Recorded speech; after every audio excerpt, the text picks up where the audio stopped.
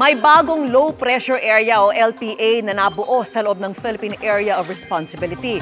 Huli itong namataan sa layong 200 kilometers west-southwest ng Aburlan, Palawan. Ayon sa Pag-asa, sa ngayon ay mababa ang tsansa nitong maging bagyo. Pero dahil nakapaloob yan sa Intertropical Convergence Zone o ITCZ, magdadala rin ito ng maulang panahon. Bukod po sa LPA at ITCZ, tuloy-tuloy rin ang pag-iral ng easterlies. Easterlies po ang dahilan ng napakainit na panahon sa ilang lugar kanina.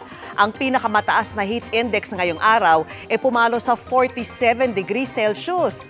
Bukas, 26 na lugar ang makakaranas ng init na nasa danger level o yung init na pwedeng magdulot ng heat stroke.